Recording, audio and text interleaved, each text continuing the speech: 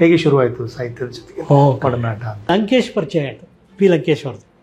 ಆಮೇಲೆ Sitaram, B R Lakshmanarao ಅವ್ರ ಜೊತೆ ಎಲ್ಲ ನಾವು ಲಂಕೇಶ್ ನೋಡೋಕೆ ಹೋಗ್ತಾಯಿದ್ವು.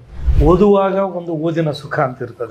ಹೌದು ಕರೆಕ್ಟ್. ಅನುವಾದ ಮಾಡ್ಲಿಕ್ಕೆ ಹೊರಟಾಗ ಏನೇನು ಚಾಲೆಂಜಸ್ ಅನ್ನು ಫೇಸ್ ಮಾಡಬೇಕಾಯ್ತು? ನಾನು ಅನುವಾದ ಮಾಡೋಕ್ಕೆ ತಗೊಳ್ಳೋ ಪುಸ್ತಕಗಳು ಅಂದರೆ ಅದು ನಮ್ಮ ಸಂಸ್ಕೃತಿಗೆ, ಅದೇ ನಮ್ಮ ಬ್ಯಾಕ್ಗ್ರೌಂಡ್ ಅದಕ್ಕೆ ಸರಿಸಮಾನವಾಗಿದ್ದರೆ ಮಾತ್ರ. ಇಂಗ್ಲೀಷಲ್ಲಿ ಬರೆಯೋದಕ್ಕೂ ಕನ್ನಡದಲ್ಲಿ ಬರೆಯೋದಕ್ಕೂ ಏನು ವ್ಯತ್ಯಾಸ ನೋಡ್ಬಿಟ್ಟು ಫಸ್ಟು ನಾನು ಇಂಗ್ಲೀಷಲ್ಲಿ ಬರೆದಿದ್ದೆ. ಯಾಕೆಂದರೆ ದುರಾಸೆಯಿಂದ. ಇವಳಿಗೆ ಅರುಂಧತಿ ರಾಯ್ಗೆ ಬೋಕರ್ ಸಿಕ್ತು, ನಾನು ಯಾಕೆ ಸಿಗಬಾರ್ದು. 26-27 ವರ್ಷ ಹುಡುಗಾಗಿದ್ದಾಗ ನನಗೆ ಹ್ಯಾಡ್ ಎನ್ ಎಪಿಲೆಪ್ಟಿಕ್ ಅಟ್ಯಾಕ್. ಅವನು ಎಪಿಲೆಪ್ಟಿಕ್ ಪೇಷೆಂಟು. ಗಿರೀಶ್ ಕಾತ್ರೋಳಿ ಬಂದರು, ಯಾವುದೋ ಒಂದು ರೋಲ್ಗೆ ಒಬ್ಬನು ಹುಡುಕ್ತಾ ಇದ್ದೀನಿ ಅಂತ. ನೀವು ಮಾಡಿರಿ ಅಂತ ಅಂದರು ನನಗೆ. ಯಾಕೆಂದರೆ ಭಾಳ ದುಷ್ಟನ ಪಾರ್ಟ್, ಅದಕ್ಕೋಸ್ಕರ ನೀವು ಮಾಡಿದ್ದು. ಏನು ಸಾರಿ ಇಷ್ಟು ಮೆತ್ತಗಿದ್ದೀನಿ ನನಗೆ ಹೇಳಿದ್ರು. ನನ್ನ ವ್ಯಕ್ತಿತ್ವವನ್ನು ವಿಕಸನ ಮಾಡಿದ್ದು ನನ್ನ ಸ್ನೇಹ. ಆಲ್ಟ ಹೋಗ್ಬಿಟ್ಟೆ ನನಗೆ ಆಡಿಲ್ಲ ಅಂತ. ಅಲ್ಲೇ ಬರ್ಕೊಟ್ಬಿಟ್ರು, ಮನವೆಂತು ಸೌಖ್ಯವೇ ರಾಣಿ ಅಂತ, ಜಂಬು ಜಂಬೀರ ಜಲ ಖರ್ಜೂರ ಅಂತ ಅಂದ್ಬಿಟ್ಟು ಬರ್ಕೊಟ್ಬಿಟ್ಟು ಅದನ್ನ ಹೇಳ್ಕೊಂಡು ಹೋಗ್ಬಿಟ್ಟೆ.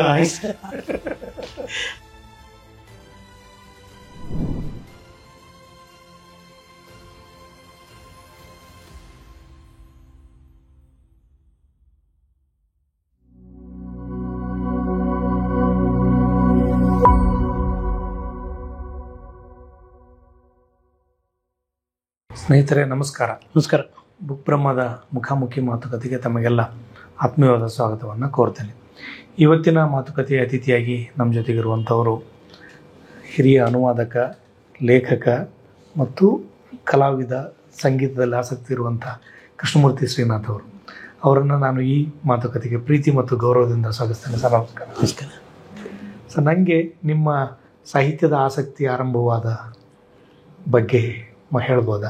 ಹೇಗೆ ಶುರುವಾಯಿತು ಸಾಹಿತ್ಯದ ಜೊತೆಗೆ ಒಡನಾಟ ಅಂತ? ಖಂಡಿತ. ಏನಪ್ಪ ಅಂದರೆ ನಾವು ಕಾಲೇಜ್ ದಿನಗಳಲ್ಲಿ ಒಂದು ಹಾಸ್ಟೆಲ್ ಇದ್ದು, ಬಬ್ಬೂರ್ ಕಮ್ಮೆ ಹಾಸ್ಟೆಲ್ ಅಂತ. ಬಬ್ಬೂರ್ ಕಮ್ಮೆ. ನಾನು, ಆಮೇಲೆ T N Sitaram, P R Lakshmanrao, ಆಮೇಲೆ ಎಸ್ ಎನ್ ಶ್ರೀಧರ್ ಎಲ್ಲ ಸಾಹಿತ್ಯಾಸಕ್ತಿ ಇರೋರೆ ಮತ್ತು ಸಾಹಿತ್ಯನ ಅಭ್ಯಾಸ ಮಾಡ್ತಿದ್ದರು ಅವಾಗ. ಅದನ್ನು ನಾನು ಓದ್ತಾ ಇದ್ದಿದ್ದು BSc. ಆದರೆ ಆ ಕಾಲದಲ್ಲಿ ಈ ಕ್ಯಾಮು, ಕಾಫ್ಕಾ, ಆಮೇಲೆ ಈ ಇನ್ನೊಂದು ಯಾವುದಂದರೆ ವಾರ್ ಆ್ಯಂಡ್ ಪೀಸು, ಟಾಲ್ಸ್ಟಾಯಿ, ಇವೆಲ್ಲ ಒಬ್ರಿಗೊಬ್ರು ಮಾತಾಡ್ಕೊಳ್ಳೋರು. But ನನಗೊಂಥರ complex. ಇನ್ನೂ ಹಳ್ಳಿಯಿಂದ ಬಂದವು ನಾನು. ಆ್ಯಕ್ಚುಲಿ ಇಂಗ್ಲೀಷ್ ಬರ್ತಾ ಇರಲಿಲ್ಲ, ಇದೆಲ್ಲ ಆಗ್ತಿ. ಬಟ್ ನನಗೆ ಅವಾಗಲೇ ಹುಟ್ಕೊಂಡಿದ್ದೆ, ಆ್ಯಕ್ಚುಲಿ ಆಸಕ್ತಿ ಹುಟ್ಕೊಂಡಿದ್ದು. ಆಮೇಲೆ ಲಂಕೇಶ್ ಪರಿಚಯ ಆಯಿತು, ಪಿ ಲಂಕೇಶ್ವರದು. ಆಮೇಲೆ ಸೀತಾರಾಮು, ಬಿ ಆರ್ ಲಕ್ಷ್ಮಣರಾವು ಅವ್ರ ಜೊತೆ ಎಲ್ಲ ನಾವು ಲಂಕೇಶ್ ನೋಡೋಕೆ ಹೋಗ್ತಾಯಿದ್ವು. ಸೆಂಟ್ರಲ್ ಕಾಲೇಜಲ್ಲಿ ಹೋಗಿ ಅವ್ರ ಹತ್ರ 1 hour 2 hours ಹರಟೆ ಹೊಡಿತಾ ಕೂತ್ಕೊಳ್ಳೋವು. ಸೊ ಇವೆಲ್ಲ ಕಾರಣದಿಂದ ನನಗೆ ನನ್ನದೇ ಆದ ಒಂದು ರೂಟನ್ನು ಸಾಹಿತ್ಯದಲ್ಲಿ ಬೆಳೆಸ್ಕೊಳ್ಬೇಕು ಅಂತ ಒಂದು ಹಂಬಲ ಆವಾಗಲಿಂದ ಇತ್ತು. ಸೊ ಆವಾಗ ಅದರ ಮೊಳಕೆ ಹೊಡೆದಿದ್ದು. ಆಮೇಲೆ ಅದು ಮರ ಆಗೋದಕ್ಕೆ ಭಾಳ, ಮರ ಆಗಿಲ್ಲ ಇನ್ನೂ, ಗಿಡ ಆಗೋದಕ್ಕೆ ಭಾಳ ದಿನ ತಗೊಳ್ತು. ಕರಮ್ ಜೋವನ್ನ ಟ್ರಾನ್ಸ್ಲೇಟ್ ಮಾಡಿದ್ರಲ್ಲ ದಾಸ್ಕೋಸ್, ಏನು ಉದ್ದೇಶದಿಂದ ಅದನ್ನು ಕೈಗೆತ್ತಿಕೊಳ್ಳಲಾಯಿತು?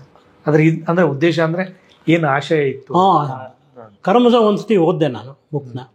ಆಮೇಲೆ ಅದರ ಬಗ್ಗೆ ಅನೇಕ ದೊಡ್ಡ ದೊಡ್ಡ ಮಹನೀಯರುಗಳು ತಮ್ಮ ಅಭಿಪ್ರಾಯಗಳನ್ನ ಬರೆದಿದ್ದರು. ಫ್ರಾಯ್ಡ್, ಆಮೇಲೆ ಇವರು ಮುರಾಕಾಮಿ, ಇವ್ರದ್ದೆಲ್ಲ ಈ ಹಿಂದೂನಲ್ಲಿ ಇದರಲ್ಲಿ ಲಿಟ್ರರಿ ಇದರಲ್ಲಿ ಬರೋದು, ಸಪ್ಲಿಮೆಂಟಲ್ಲಿ ಬರೋದು. ಆವಾಗ ಆ ಪುಸ್ತಕನ ತೊಗೊಂಡು ಓದಿದ್ದು ನಾನು. ಓದಿದಾಗ ನನಗೆ ಭಾಳ ಹತ್ತಿರ ಆಗೋಯ್ತು. ಎಷ್ಟು ಹತ್ತಿರ ಆಯಿತು ಅಂದರೆ, ಅಲ್ಲಿ ಒಬ್ಬ ಕ್ಯಾರೆಕ್ಟರ್ ಇದ್ದಾನೆ, ಅಲ್ಲಿಗೋಷ ಅಂತ. ಅಲ್ಲಿಗೋಷ ಭಾಳ ಸಹೃದಯಿ, ಭಾಳ ಮೃದು ಸ್ವಭಾವದವನು, ಭಾಳ ಇನ್ನೊಬ್ಬರ ಮೇಲೆ ಭಾಳ ಪ್ರೀತಿ ವಿಶ್ವಾಸ ಇಟ್ಕೊಂಡು, ಒಂದು ಕೆಟ್ಟ ಬುದ್ಧಿ, ದುರ್ನಡತೆ ಅನ್ನುವ ಒಂದು ನವಶೇಷವೂ ಅವನಲ್ಲಿ ಇರಲಿಲ್ಲ. ಸೊ ಎಲ್ಲೋ ಒಂದು ಕಡೆ ನಾನು ನಮ್ಮ ತಾಯಿನ ಐಡೆಂಟಿಫೈ ಮಾಡಿಕೊಂಡೆ ಅಲ್ಲಿ ಅವನ ಜೊತೆ. ಆಮೇಲೆ ಇನ್ನೊಬ್ಬರು ಜೋಶಿಮಾ ಅಂತ, ಫಾದರ್ ಜೋಶಿಮಾ ಅಂತ ಇದೆ. ಅವರು ರಿಲಿಜಿಯಸ್ ಇದು ಮೊನಾಸ್ಟ್ರಿಯ ಇದು ಎಲ್ಡರ್ ಅಂತ ಅವ್ರಿಗೆ. ಸೊ ಇವೆಲ್ಲ ಭಾಳ ಪ್ರಭಾವ ಆಯಿತು. ಕೊನೆಗೆ ನನ್ನ ಸಂಬಂಧಿಕರಲ್ಲೂ ಕೆಲವರು, ಅವನ ಫೈಡರ್ ಕರಮಜೋವ್ ಇದ್ದಾನೆ, ಅವನ ತಂದೆ, ಅವನು ದುರ್ನಡತೆಗಳಿತ್ತು ಅವನಿಗೆ. ಆ ಥರ ದುರ್ನಡತೆಗಳಿದ್ದವರು ಜೊತೆಗೆ ಅವರು ಸಮಾಜದಲ್ಲಿ ಒಂಥರ ಸ್ಪಂದಿಸ್ತಾ ಇರೋರು ಇದ್ದರು. ಆ್ಯಕ್ಚುಲಿ ಅವೆರಡು ಒಂಥರ ಪ್ಯಾರಲಲ್ ಆಗಿ ಘರ್ಷಣೆಗಳು ಇವೆಲ್ಲ ನನ್ನ ಸ್ವಂತ ಅನುಭವ ಆಯಿತು. ಆಮೇಲೆ ಓದಿದಾಗ ಇದನ್ನು ಖಂಡಿತವಾಗೂ ನಾನು ಟ್ರಾನ್ಸ್ಲೇಟ್ ಮಾಡಲೇಬೇಕು ಕನ್ನಡಕ್ಕೆ ಅಂತ. ಏನು ಅದೊಂದು ಭಾಳ ಬೃಹತ್ತಾದ ಕೆಲಸ ಅದೇ. ಹೌದು. How much time you too? ನನಗೆ ಅದು 9-10 ತಿಂಗಳಾಯ್ತು ಮಾಡೋದಕ್ಕೆ. ಓದಲಿಕ್ಕೆ ಓದೋದಕ್ಕೆ ಒಂದೂವರೆ ತಿಂಗಳಲ್ಲಿ ಓದಿದೆ ನಾನು. ಆ್ಯಕ್ಚುಲಿ ಓದ್ಬಿಟ್ಟು 10 ತಿಂಗಳಲ್ಲಿ ನಾನು ಟ್ರಾನ್ಸ್ಲೇಟ್ ಮಾಡಿದೆ. ಆಮೇಲೆ ಅದರದ್ದು ಪ್ರೂಫ್ ಕರೆಕ್ಷನು ಅದು ಇದು ಎಲ್ಲ ಪ್ರಕಾಶಕರು ಸ್ವಲ್ಪ ಸಂಕಷ್ಟದಲ್ಲಿದ್ದರು ಅವಾಗ. ಸೊ ಅವರು ಸ್ವಲ್ಪ ವಿಳಂಬ ಮಾಡಿದ್ರು. ಏನೇನು ಚಾಲೆಂಜಸ್ ಬಂತು ಓದುವಾಗ? ಒಂದು ಓದಿನ ಸುಖ ಅಂತ ಇರ್ತದೆ. ಹೌದು ಕರೆಕ್ಟ್. ಅನುವಾದ ಮಾಡ್ಲಿಕ್ಕೆ ಹೊರಟಾಗ ಏನೇನು ಚಾಲೆಂಜಸ್ ಅನ್ನು ಫೇಸ್ ಮಾಡಬೇಕಾಯ್ತು? ಅನುವಾದ ಮಾಡೋಕ್ಕೆ ಹೋದಾಗ ಅನುವಾದಕ ಆ್ಯಕ್ಚುಲಿ ಅವನು ಪರಕಾಯಿ ಪ್ರವೇಶ ಮಾಡಬೇಕು. ಅಂದರೆ ಆ ಕ್ಯಾರೆಕ್ಟ್ರೊಳಗೆ ಅವನು ಪರಕಾಯಿ ಪ್ರವೇಶ ಮಾಡಬೇಕು. ಅಂದರೆ ನಾನೇ ಅವನು ಅನ್ನೋ ಥರ ಒಂದು, ಅಂದರೆ ನಮ್ಮ ಇದರಲ್ಲಿ, ಯಾಕೆಂದರೆ ಮನುಷ್ಯ ಸಹಜವಾದ ಸ್ಪಂದನೆಗಳು, ಆಮೇಲೆ ಭಾವನೆಗಳು, ಭಾವಪರವಶತೆ ಎಲ್ಲವೂ ಒಂದೇ ಇರುತ್ತೆ.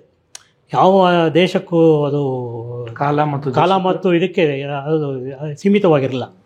ಆದ್ದರಿಂದ ನಾನು ಆ ರೀತಿಯಲ್ಲಿ ನನ್ನನ್ನು ನಾನೇ ತೆಗೆದುಕೊಳ್ಳೋದಕ್ಕೆ ಭಾಳ ಕಷ್ಟ ಆಯಿತು ನನಗೆ.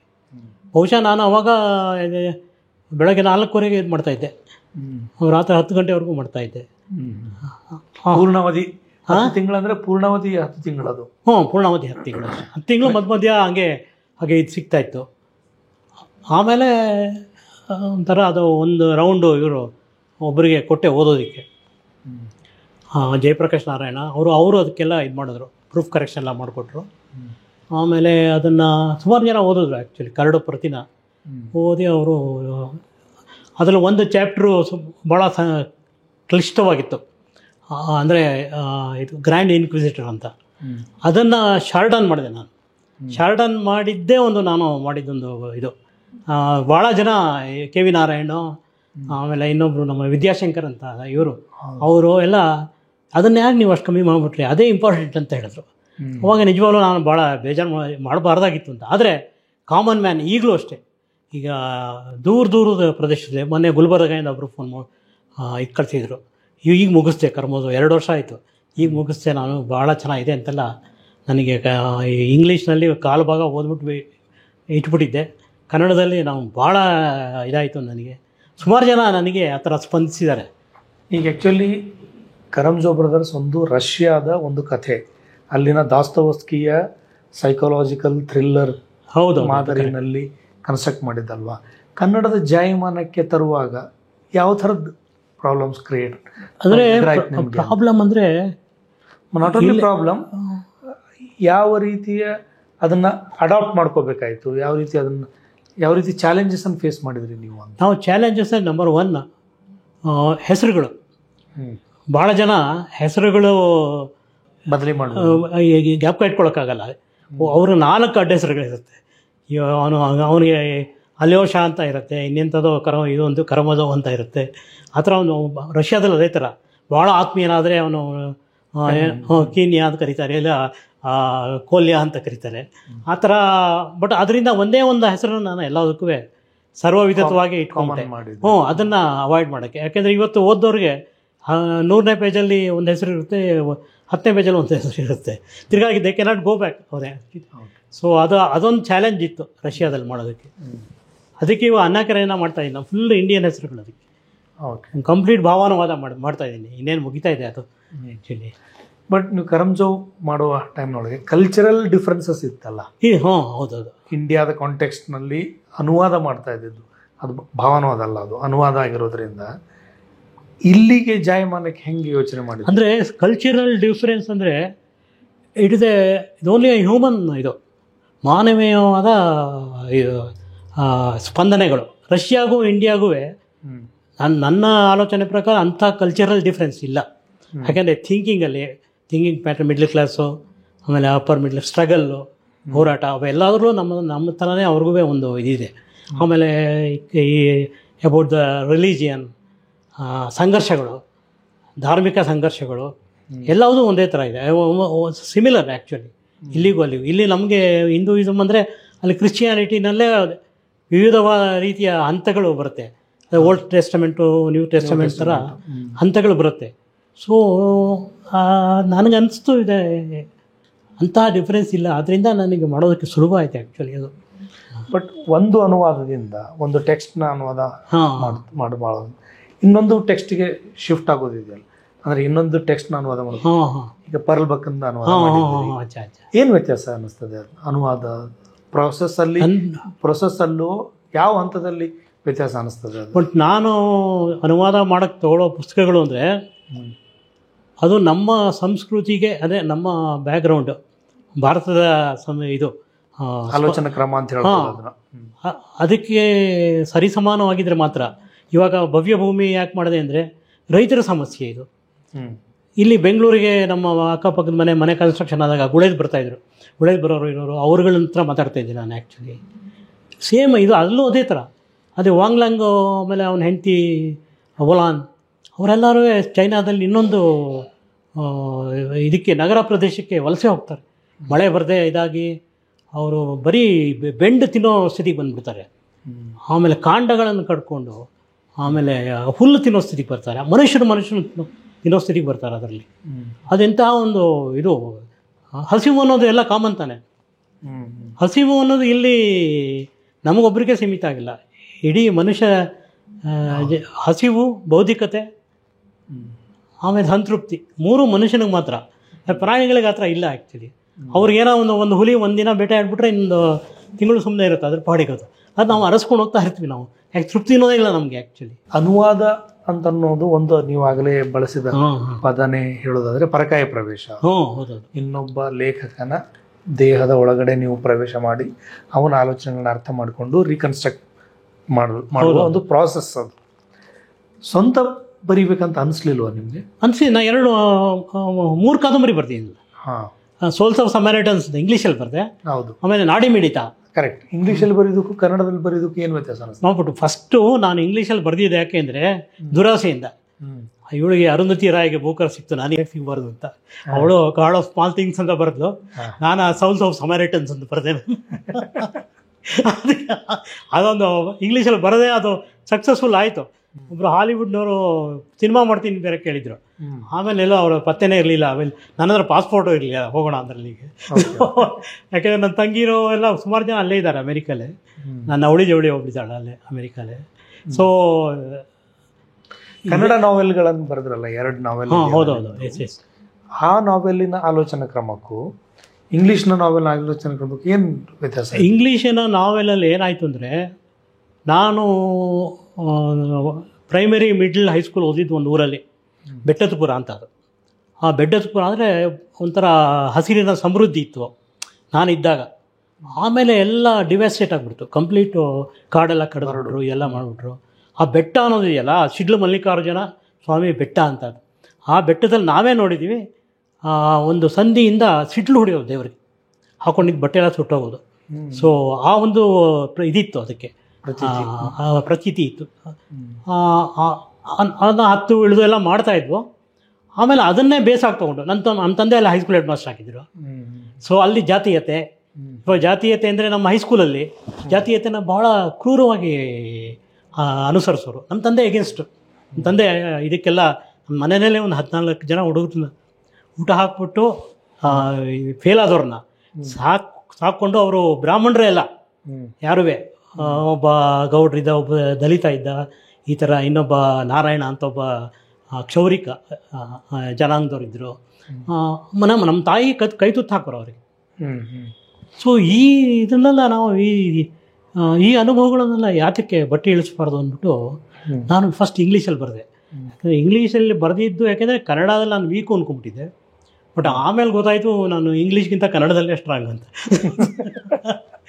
ತಿರ್ಗಾ ಇನ್ನೊಂದ್ಸತಿ ಇಂಗ್ಲೀಷಲ್ಲಿ ಬರೀಬೇಕು ಅಂತ ಇದೆ, ನನಗೆ ಭಾಳ ಆಸೆ ಇದೆ. ಬಟ್ ಆದರೆ ನನ್ನ ಕಾದಂಬರಿ ಸೌಲ್ಸ್ ಆಫ್ ಸಮಾರಿಟನ್ಸ್ ಕನ್ನಡಕ್ಕೆ ಟ್ರಾನ್ಸ್ಲೇಟ್ ಮಾಡಬೇಕು ಅಂತ ನನಗೆ ಭಾಳ ಇದೆ. ನೀವೇ ಟ್ರಾನ್ಸ್ಲೇಟ್ ನಾನೇ ಮಾಡಬೇಕು ಅಂತ ಭಾಳ ಇದೆ. ಆದರೆ ಈಗ 2 ಬಂದುಬಿಟ್ಟಿದೆ ನನಗೆ. 2 ಪುಸ್ತಕ ಈ ಪಬ್ಲಿಷರ್ಸು ಮಾಡಿಕೊಡಿ ಅಂತ. ಒಂದು old path and white road ಅಂತ, ಈ ಒಂದು ವೇಟ್ ಟೈಮ್ ಇಸ್ ರೈಟರ್ ಒಂದು. ಇವತ್ತು ನಾನು ಫೇಸ್ಬುಕ್ಕಲ್ಲಿ ಹಾಕಿದ್ದೆ ಅದನ್ನೇ. ಅದನ್ನು ಮಾಡಬೇಕು ಅಂತ. ಭಾಳ ಚೆನ್ನಾಗಿದೆ ಬುಕ್ ಅದು, ಬುದ್ಧನ ಮೇಲೆ. ಸೊ ಅದನ್ನು ಎತ್ಕೊಂಡಿದ್ದೀನಿ. ಈಗ ಅನ್ನಕೆರೆನ ಮುಗಿದ ತಕ್ಷಣ ಅದನ್ನು ಮಾಡೋಕ್ಕೆ ಶುರು ಮಾಡ್ತೀನಿ. ಓಕೆ. ಅನ್ನಕೆರೆನ ಮಾಡುವಾಗ ಆದ ಎಕ್ಸ್ಪೀರಿಯನ್ಸ್ ಏನು? ಇಲ್ಲಿ ಅದು ಕನ್ನಡದಲ್ಲಿ ಒಂದ್ಸಲ ಬಂದಿದೆ. ಹೌದು, ಕರೆಕ್ಟ್. ಪಾರ್ವತಿ ಮಾಡಿದ್ದಾರೆ, ಕರೆಕ್ಟ್. ಜವರೇಗೌಡರು ಮಾಡಿದ್ದಾರೆ, ದೇಜಗೋ ಮಾಡಿದ್ದಾರೆ, ಕರೆಕ್ಟ್. ದೇಜಗೋ, ಆಮೇಲೆ ಇವರು OL ನಾಗಭೂಷಣ್ ಮಾಡಿದ್ದಾರೆ, ನಾಗಭೂಷಣ ಸ್ವಾಮಿ ವಾರ್ ಅಂಡ್ ಪೀಸ್ ಮಾಡಿದ್ದಾರೆ. ಬಟ್ ಇದು ಅನಾಗರಿನ ನಾನು ಇಲ್ಲೂ ಅದೇ ತರಹದ ಅನುಭವಗಳು. ಇವಾಗ ಅವಳು ಇದು ಮಾಡ್ತಾಳೆ ಏನಂದರೆ, ಇದು ಅಡಲ್ಟ್ರಿ ಕೇಸ್ ಆಗುತ್ತೆ ಇದರಲ್ಲಿ, ಆ್ಯನಾ ಕರೇನಿನಾ. ಹೌದು. ಸೊ ಅದು ನನಗೆ ಎಲ್ಲೋ ಕಂಡಿದ್ದೆ ನಾನು ಆ್ಯಕ್ಚುಲಿ ಆ ಥರ ಕೇಸ್ನ. ಗಂಡನ ಬಗ್ಗೆ ರೋಸ್ ಹೋಗ್ಬಿಟ್ಟಿರುತ್ತೆ. ಅಂದರೆ ನಿಮ್ಮ ಬದುಕಿನಲ್ಲಿ ನೀವು ಕಂಡು ನೋಡಿದ ಪಾತ್ರಗಳು ಟೆಕ್ಸ್ಟ್ನಲ್ಲಿ ಬಂದಾಗ ನಿಮ್ಮನ್ನು ಹೆಚ್ಚು ಸಾಕ್ತಾವಂತ ಅನ್ಸುತ್ತೆ. ಬಹಳ ಇದೆ ನನಗೆ. ಇಲ್ಲಾಂದರೆ ನನಗೆ ಮಾಡೋಕ್ಕೆ ಆಗಲ್ಲ. ಯಾಕೆಂದರೆ ನನಗೆ ಒಂದು ರಿಕ್ರಿಯೇಷನ್ ನಡೀತಾ ಇರುತ್ತೆ ಒಳಗಡೆ. ಅಣ್ಣನಿಗೆ ನಾನು ಒಂದು ಪುಸ್ತಕ ಮಾಡುವಾಗ ನಾನು ಯಾವ ರೆಸ್ಟ್ಲೆಸ್ ಆಗ್ಬಿಡ್ತೀನಿ ನಾನು ಕಂಪ್ಲೀಟು. ಮನೇಲಿ ರೇಗಾಡೋದು, ಅದು ಮಾಡೋದು, ಇದು ಮಾಡೋದು ಎಲ್ಲ ರೆಸ್ಟ್ಲೆಸ್ ಆಗ್ಬಿಡ್ತೀನಿ. ಸೊ ಜೊತೆಗೆ ನನಗೆ ಈ ಕರಮೋಜ್ ದೋಸ್ತೋವ್ಸ್ಕಿ ಬಗ್ಗೆ ನನಗೆ ಅತಿವಾದ ಒಲವೇನೆಂದರೆ, ನನಗೂ ದೋಸ್ತೋವ್ಸ್ಕಿ ಒಂದು ಕಾಮನ್ ಫ್ಯಾಕ್ಟ್ರ್ ಇದೆ. ಅದರಿಂದ ಅಂದರೆ ನಾನು ಒಂದು 26-27 ವರ್ಷ ಹುಡುಗಾಗಿದ್ದಾಗ ನನಗೆ ಹ್ಯಾಡ್ ಆನ್ ಎಪಿಲೆಪ್ಟಿಕ್ ಅಟ್ಯಾಕ್. ಅವನು ಎಪಿಲೆಪ್ಟಿಕ್ ಪೇಷಂಟ್. ಈ ಇಡಿಯೇಟ್ನಲ್ಲಿ ಒಂದು ಬರುತ್ತೆ, ಆ ಒಂದು ಗಳಿಗೆ ಅನ್ನೋದಿದೆಯಲ್ಲ, ಅದು ನೀವು ಸ್ವರ್ಗಕ್ಕೆ ಹೋದಂಗೆ ಆಗುತ್ತೆ ಆ ಗಳಿಗೆ. ಅದು ಅಟ್ಯಾಕ್ ಆಗಿದ್ದ ಮುಂಚೆ ಒಂದೇ ಒಂದು ಸೆಕೆಂಡು ನಾನು ಅದನ್ನೇ ಎಕ್ಸ್ಪೀರಿಯೆನ್ಸ್ ಮಾಡಿದ್ದೆ. ನೀವು ಎಂಥ ಓಪನ್ ಆಯಿಡೋ ಯಾವುದೋ ಗಾಂಜಾ ಗಿಂಜಾ ಅದು ಎಲ್ಲದನ್ನು ಮೀರಿಸಿದಂತಹ ಒಂದು ಉನ್ನತವಾದ ಅನುಭವ ಆಗುತ್ತದೆ. ಅದನ್ನು ಇದ್ರಲ್ಲಿ ಬರಿತಾನೆ ಇವನು, ಇಡಿಯೇಟಲ್ಲಿ ದೋಸ್ತೋವ್ಸ್ಕಿ ಬರೀತಾನೆ. ಸೊ ಇದರಲ್ಲೂ ಒಬ್ಬ ಸ್ಮೆರ್ಡೋಕೋವ್ ಅಂತ ಬ್ರದರ್ಸ್ ಕರಮೋದಲ್ಲಿ ಇದನ್ನೇ ಅವನು ಸೂಸೈಡ್ ಮಾಡ್ಕೊಂಡ್ಬಿಡ್ತಾನೆ. ಎಪಿಲೆಪ್ಟಿಕ್ ಪೇಷಂಟು, ಅವನೇ ಇವನನ್ನು ಕೊಲೆ ಮಾಡೋದು, ಫೈಡರ್ ಕರಮೋದವನ್ನ. ಅದರಲ್ಲಿ ಕೊನೆಗೆ ಅದು ಅವನ ಮಗನ ಮೇಲೆ ಬಂದ್ಬಿಡುತ್ತೆ. ಅವನಿಗೆ ಇದು ಆಗುತ್ತೆ, ಶಿಕ್ಷಣ ಆಗುತ್ತೆ. ಹೀಗೆ ನಾನು ಆಗಲೇ ಕೇಳಿದ ಪ್ರಶ್ನೆ ಮುಂದುವರಿಸೋದಾದರೆ, ಈ ಸುತ್ತಲಿನ ಪಾತ್ರಗಳ ಇದೆಯಲ್ಲ, ಅವು ಬೇರೆಯವರ ಪಾತ್ರಗಳಲ್ಲಿ ಕಾಣಿಸಿಕೊಳ್ಳೋದಕ್ಕೂ ನೀವೇ ಕ್ರಿಯೇಟ್ ಮಾಡೋ ಪಾತ್ರಗಳಲ್ಲಿ ಇರೋದಕ್ಕೂ ಏನು ವ್ಯತ್ಯಾಸ? ನಾನು ಯಾವ ಪಾತ್ರನೂ ಕ್ರಿಯೇಟ್ ಮಾಡಲ್ಲ. ಯಾಕೆ ನಾಡಿ ಮಿಡಿತದಲ್ಲಿ ಒಬ್ಬ ಮೆಡಿಕಲ್ ಸ್ಟೂಡೆಂಟು, ಒಬ್ಬ ಬ್ರಾಹ್ಮಣ ಮೆಡಿಕಲ್ ಸ್ಟೂಡೆಂಟು, ಇನ್ನೊಬ್ಬ ದಲಿತ ಮೆಡಿಕಲ್ ಸ್ಟೂಡೆಂಟು, ಇಬ್ಬರ ನಡುವಿನ ಸಂಘರ್ಷಗಳು. ಅದಕ್ಕೆ ಮುನ್ನುಡಿ ಜೋಗಿ ತುಂಬ ಚೆನ್ನಾಗಿ ಬರ್ತಿದ್ದಾರೆ ಆ್ಯಕ್ಚುಲಿ. ಸೊ ಆ ಸಂಘರ್ಷಗಳು ಹೆಂಗೆ ಅಂದರೆ, ಬ್ರಾಹ್ಮಣ ಇವನಿಗೆ ಲಕ್ಷ್ಮಣ ಅಂತ, ಇವನು ದಲಿತ. ಲಕ್ಷ್ಮಣನಿಗೆ ಬಡತನ ಸೇವೆಯನ್ನು ಕಲಿಸಿದ್ರೆ ಇವನಿಗೆ ರಘು ದಾಹವನ್ನು ಕಲಿಸುವ ತಾನೇ ನೋಡೋಕ್ತಾನೆ ಅಮೆರಿಕಾಗೆ. ಕೊನೆಗೆ ಅವರಿಬ್ಬರು ಒಂದಾಗ್ತಾರೆ ಆ್ಯಕ್ಚುಲಿ ಇದರಲ್ಲಿ. ಅವನ ದಲಿತನಿಗೆ ಅವನಿಗೆ ರಾಮ ಅಂತ ಹೆಸರಿಟ್ಟಿರ್ತಾನೆ ಅವ್ರ ತಂದೆ ಚಮ್ಮಾರರು ಹಳ್ಳಿಲಿ. ಅವರಿನ ಪಟೇಲ ಹೇಳ್ತಾನೆ, ನನಗೂ ಮೊಮ್ಮಗು ಹುಟ್ಟಿದೆ, ಅದಕ್ಕೆ ರಾಮ ಅಂತ ಹೆಸರು, ನೀನು ಯಾಕೆ ಇಡೋಕೆ ಹೋಗ್ತೀಯ ರಾಮನ ಹೆಸರನ್ನ, ಏನೋ ತಿಮ್ಮ ಬೊಮ್ಮ ಅಂತ ಏನೋ ಇಡು ಅಂತ ರೋಪಾಗ್ತಾನೆ. ಅವ್ನಿಗೆ ಗೊತ್ತಿಲ್ಲ, ಸೀಕ್ರೆಟಾಗಿ ಲಕ್ಷ್ಮಣ ಅಂತ ಇಟ್ಬಿಡ್ತಾನೆ ಆ್ಯಕ್ಚುಲಿ. ಅದೆಲ್ಲ ನಾನು ನೋಡಿ ಇದು ತಿಳಿದಿರೋ ವಿಷಯಗಳೆಲ್ಲದು, ಅನುಭವಿಸಿರೋ ವಿಷಯಗಳು ಆ್ಯಕ್ಚುಲಿ. ಈಗ ನಿಮಗೆ ಆ ಎಪಿಲಿಪ್ ಏನದು, ಈಗ ಒಂದು 5 ವರ್ಷ ಟ್ರೀಟ್ಮೆಂಟ್ ತೊಗೊಂಡೆ ನಾನು ಅವಾಗ. ಏನಾಗ್ತದೆ ಅದು, ಏನು ವಾಟ್ ಈಸ್ ಇಟ್? ಅದು ಏನಾಗುತ್ತೆ ಅಂದರೆ, ನೀವು ಕಣ್ಣು ಮುಚ್ಕೊಂಡು ಇದ್ದಕ್ಕಿದ್ದಂಗೆ ಎಲ್ಲೋ ಒಂದು ಕಡೆ ಲಿಫ್ಟ್ ಆದಂಗೆ ಆಗುತ್ತೆ. ಡಿಸೀಸ್ ಅದು. ಡಿಸೀಸ್ ಅದು ಇಟ್ ಇಸ್. ಇದು ಬ್ರೈನಲ್ಲಿ ಏನಂದರೆ, ಎಲ್ಲರ ಬ್ರೈನಲ್ಲೂ ಡೆಡ್ ಸೆಲ್ಸ್ ಇರುತ್ತೆ. ಕೆಲವು ಬ್ರೈನಲ್ಲಿ ಜಾಸ್ತಿ ಡೆಡ್ ಸೆಲ್ಸ್ ಇರುತ್ತೆ, ಯಾಕೆಂದರೆ ತಲೆಗೆ ಏಟು ಬಿದ್ದೋ ಇಲ್ಲ ಅಂದರೆ ಅದು ತಿರ್ಗಾ ಅದು ರೀಜನ್ರೇಟ್ ಆಗಲ್ಲ. ಮಿದುಳಿನ ಜೀವಕೋಶಗಳು ಒಂದು ಸತ್ತರೆ ಸತ್ತೋಗುತ್ತೆ, ಮತ್ತೆ ಹುಟ್ಟೋದಿಲ್ಲ ಅವು, ಅಥವಾ ಚಿಗಿಯುವುದಿಲ್ಲ. ನಾನು ಟ್ವಿನ್ ಆಗಿ ಹುಟ್ಟಿದ್ದು ನಾನು. ಮೇ ಬಿ ಆ ಡಾಕ್ಟರ್ ಹೇಳಿದ್ದು ಟೆಂಪೋರಲ್ ಅಂತ, ನಿನಗೆ ಸುಮಾರು ಹೊತ್ತು ನೀನು ವಿತೌಟ್ ಆಕ್ಸಿಜನ್ ಇದ್ದೆ, ಅದರಿಂದ ಆಗಿರ್ಬೋದು, ಇಂಫಾಕ್ಷನ್ ಬ್ರೈನ್ ಆಗಿರ್ಬೋದು ಅಂತ ಹೇಳಿದ್ರು ಅಂತತಿ. ಅದರಲ್ಲಾದರೆ ಒಂದು ನಿಜವಾದ ಒಂದು ಲೈವ್ ಸೆಲ್ಲಿಂದ ಇನ್ನೊಂದು ಲೈವ್ ಸೆಲ್ಗೆ ಒಂದು ಎಲೆಕ್ಟ್ರಿಕಲ್ ಪಲ್ಸ್ ಹೋಗ್ತಾ ಇರುತ್ತೆ. ಎಲೆಕ್ಟ್ರಿಕಲ್ ಅಂದರೆ ಒಂದು ಸೆಲ್ಲಿನ ವೋಲ್ಟೇಜ್ 0.02 ವೋಲ್ಟ್ ಅಂತ ಹೋಗ್ತಾ ಇರುತ್ತೆ. ಅದು ಡೆಡ್ ಸೆಲ್ಸ್ ಜಾಸ್ತಿ ಇದ್ದಾಗ ಇದ್ದಕ್ಕಿದ್ದಂಗೆ ಡೆಡ್ ಸೆಲ್ ಹೊಟ್ಟೋಗುತ್ತದೆ. ಹೋದಾಗ ನಿಮ್ಗೆ ಎಲೆಕ್ಟ್ರಿಕಲ್ ಇಂಬ್ಯಾಲೆನ್ಸ್ ಆಗೋದು, ಆವಾಗಲೇ ನಿಮ್ಗೆ ಅಟ್ಯಾಕ್ ಆಗೋದು. ಆ್ಯಕ್ಚುಲಿ ಏನಾಗುತ್ತೆ ಅಟ್ಯಾಕ್ ಆದಾಗ ವಿಲ್ ನಾಟ್ ನೋ. ಆಮೇಲೆ ಮೊಮೆಂಟ್ ಅಟ್ಯಾಕ್ ಆಗೋಕ್ಕಿಂತ ಮುಂಚೆ ಒಂದು ಸೆಕೆಂಡಲ್ಲಿ ಒಂದು ಭಾಳ ಸುಖವಾದ ಅನುಭವ ಆಗುತ್ತೆ. ಅದಾದಮೇಲೆ ಇದು ನನಗೇನೋ ಅನ್ಕಾನ್ಷಿಯಸ್. ನನಗೆ ನಿಯರ್ಲಿ 7 ಮಿನಿಟ್ಸ್ ಅನ್ಕಾನ್ಷಿಯಸ್ ಆಗುತ್ತೆ. ಇನ್ನೊಂದು ಲೈವ್ ಪಲ್ಸು ಇನ್ನೊಂದು ಲೈವ್ ಸೆಲ್ಗೆ ಬರೋವರೆಗೂ it takes around 7 minutes. 7 minutes ನೀವು ಅದು ಬಂದು ಎಲೆಕ್ಟ್ರಿಕಲ್ ಬ್ಯಾಲೆನ್ಸ್ ರೆಸ್ಟೋರ್ ಆಗೋವರೆಗೂ ನಿಮ್ಗೆ ಕೈಗೆ ಬಿಗಿದ ಕೈ ಕೊಡಿ ಅವೆಲ್ಲ ಇಟ್ ಈಸ್ ನಾಟ್ ಇದು ಇದೆ ವೆರಿ ಮೂಢನಂಬಿಕೆ ಅವೆಲ್ಲ. ಅಂದರೆ ಅದಾದಾಗ ನನಗೇನಾಯಿತು ಅಂದರೆ ಇಲ್ಲಿ ಕಾಲರ್ ಬೋನ್ ಫ್ರ್ಯಾಕ್ಚರ್ ಆಗ್ಬಿಡ್ತು ಹಿಂಗಂದಿದ್ದಕ್ಕೆ. ಆಮೇಲೆ ನೀ ಇದೆಯಲ್ಲ, ನೀನಲ್ಲಿ ಸೈನೋವಿಲ್ ಇದೆ, ಅದು ಟೇರ್ ಆಗ್ಬಿಡ್ತು. ಫುಟ್ಬಾಲ್ ಪ್ಲೇಯರ್ಸ್ಗೆ ಆಗುತ್ತದೆ ಆ್ಯಕ್ಚುಲಿ. ಅದಕ್ಕೆ ನಾನು ನೀ ರಿಪ್ಲೇಸ್ಮೆಂಟ್ ಸರ್ಜರಿ ಆಗಿದ್ದು ಈಗ 17 ವರ್ಷದ ಹಿಂದೆ. ಸೊ ನೀವು ಮುಂಚೆ ಲಾ ಓದಿದ್ರಲ್ವಾ? ಹಾಂ ಹೌದು. ನೀವು ಲಾ ಓದಿದ್ದಕ್ಕೂ ನೀವು ಈ ಥರದ ಸೈಕಲಾಜಿಕಲ್ ಕ್ರೈಮ್ನಾಲಜಿ ಕನೆಕ್ಟ್ ಇರುವ ಟೆಕ್ಸ್ಟ್ಗಳನ್ನು ಸೆಲೆಕ್ಟ್ ಮಾಡೋದಕ್ಕೂ ಸಂಬಂಧ ಇದೆಯಾ? ಭಾಳ ಸಂಬಂಧ ಇದೆ. ಲಾನಲ್ಲಿ ಒಂದು ಸಬ್ಜೆಕ್ಟ್ ಇದೆ ಜೂರಿಸ್ಪ್ರುಡೆನ್ಸ್ ಅಂತ. ಹೌದು, ಇದೆಯಲ್ಲ ಜೂರಿಸ್ಪ್ರುಡೆನ್ಸ್ ಅಂತ. ಜೂರಿಸ್ಪ್ರುಡೆನ್ಸಲ್ಲಿ 11th edition ಸಾಲ್ಮಂಡ್ ಅಂತ ಬರ್ದಿದ್ದ ನಾವು. ಸಾಲ್ಮಂಡ್ 11th edition ಅಂತ. ಅದೊಂಥರ ಲಿಟ್ರರಿ ವರ್ಕ್ ಥರ ಅದು ಆ್ಯಕ್ಚುಲಿ. ಅದೊಂಥರ ಸಾಹಿತ್ಯಿಕವಾದ ಒಂದು ಆ ಪುಸ್ತಕ ಇನ್ನೂ ಇಟ್ಕೊಂಡಿದ್ದೀನಿ ನಾನು ಆ್ಯಕ್ಚುಲಿ. ಅದು ಲಾ, ಇವನ್ ಏನ್ಷಿಯಂಟ್ ಲಾನು ಅಷ್ಟೇ. ಏನ್ಷಿಯಂಟ್ ಲಾ ಇದೆಯಲ್ಲ ಅದು ಅಷ್ಟೇ. ಅದರಲ್ಲೂ ಅವ್ನು ಹೇಳ್ತಾನಲ್ಲ ಸಾಲ್ವ್ ಪಾಪಲಿ ಸುಪ್ರೀಮಾ ಲೆಕ್ಸ್ ಅಂತಾರೆ, ಅಂದರೆ welfare of the people is a supreme law ಅಂತ. ಆಮೇಲೆ ಅದನ್ನು ಲಿಟ್ರರಿ ಅನೆಕ್ಡೋಟ್ಸ್ ಆ್ಯಕ್ಚುಲಿ. ಸೊ ಅದಕ್ಕೂ ಭಾಳ ಇದೆ. ಐ ಲೈಕ್ ರೀಡಿಂಗ್ ಇದು ಸ್ಟಡಿಂಗ್ ಲಾ. ಬಟ್ ನೀವು ಲಾ ಅನ್ನೋ ಅಧ್ಯಯನದ ಭಾಗವಾಗಿ ಓದಿದ್ದು ನಂತರ ಪ್ರಾಕ್ಟೀಸ್ ಮಾಡಲಿಲ್ಲ ಅಲ್ಲ? ಇಲ್ಲ, ಪ್ರಾಕ್ಟೀಸು ಮಾಡೋಕ್ಕಾಗಲಿಲ್ಲ ನನಗೆ. ಯಾಕೆಂದರೆ ಒಂದು ಅನ್ಎಂಪ್ಲಾಯ್ಮೆಂಟು. ಸೊ ಅವಾಗ ಕೆಲಸ ಸಿಕ್ಬಿಡ್ತು. ನಮ್ಮ ತಂದೆ TCIನಲ್ಲಿ ಎಕ್ಸಿಕ್ಯೂಟಿವ್ ಟ್ರೈನಿಂಗ್ ಹೋದೆ ನಾನು. ಬಿಲೀವ್ ಇಟ್ ಆರ್ ನಾಟ್, 1971-72 ಆ ಟೈಮಲ್ಲಿ 900 ರೂಪಾಯಿ ಸಂಬಳ ನನಗೆ ಅವಾಗ. ನಾವು ಮಲ್ಲೇಶ್ವರಂ ಬ್ರೀಜಲ್ಲಿ ಎಲ್ಲರಿಗೂ ಫ್ರೀಯಾಗಿ ಬೀರ್ ಕುಡಿಸ್ತಾ ಇದ್ದೆ ಅವಾಗ. ಭಾಳ ಜನ ಬರೋರು. MD ರಂಜಸ್ವಾಮಿ ಬರೋರು ಅವಾಗ ಅಲ್ಲಿಗೆ ಮಲ್ಲೇಶ್ವರಂ ಇದಕ್ಕೆ ಎಮರ್ಜೆನ್ಸಿನಲ್ಲಿ ನನಗೆ ಒಂದು ಚಾಲೆಂಜ್ ಹಾಕಿದ್ರು MD ರಂಜಸ್ವಾಮಿ. ಇಷ್ಟೆಲ್ಲ ಹೇಳ್ತೀಯಲ್ಲ ನೀನು, ಈಗ ಒಂದು ಲೆಟ್ರ್ ಬರೀ ಇಂದಿರಾ ಗಾಂಧಿಗೆ ಅಂದರು. ಇಂದಿರಾ ಗಾಂಧಿಗೆ ನಾನು ಅಲ್ಲೇ ಲೆಟ್ರ್ ಬರೆದೆ. ಆಮೇಲೆ ನನ್ನ ಫ್ರೆಂಡ್ ನಚ್ಚಿ ಸತ್ತೋಗ್ಬಿಟ್ಟ. ಅವನು ನಚ್ಚಿ ಗೊತ್ತು. ನಾನು ಅವನು ಭಾಳ ಕ್ಲೋಸ್ ಫ್ರೆಂಡ್ಸ್. ಅವನು ಪೋಸ್ಟ್ ಮಾಡ್ತೀನಿ ಅಂತ ತೊಗೊಂಡೋದ. ಅವನು ಸದ್ಯ ಪೋಸ್ಟ್ ಮಾಡಲಿಲ್ಲ. ಪೋಸ್ಟ್ ಮಾಡಿದ್ದಿದ್ರೆ ಅಕಸ್ಮಾತ್ ನಾನೇ ಜೈಲಿಗೆ ಹೋಗ್ತಾ ಇದ್ದೆ ಅವಾಗ.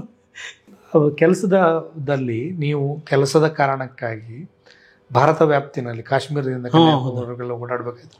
ಆ ಎಕ್ಸ್ಪೀರಿಯನ್ಸಸ್ನ ಶೇರ್ ಮಾಡೋದಾದ್ರೆ ಸರ್, ಅದು ಭಾಳ ಅತೀವವಾದ ಒಂದು ಇದು. ಆ ಎಕ್ಸ್ಪೀರಿಯನ್ಸು ಇನ್ನು 1 ಕೋಟಿ ಕೊಟ್ಟರು ಬರೋಲ್ಲ ಈಗ ಆ್ಯಕ್ಚುಲಿ. ಯಾಕೆಂದರೆ TCIಯಲ್ಲಿ ಪ್ರತಿ ಊರಿಗೆ ಹೋದ್ರೂ ನಾನು ಏನು ಮಾಡ್ತಾಯಿದ್ದೆ ಅಂದರೆ, ನಂಗೆ ಬೆಂಗಳೂರು ಪೋಸ್ಟ್ ಆಗಿದ್ದು ಅದೇ ಕಾರಣಕ್ಕೆ.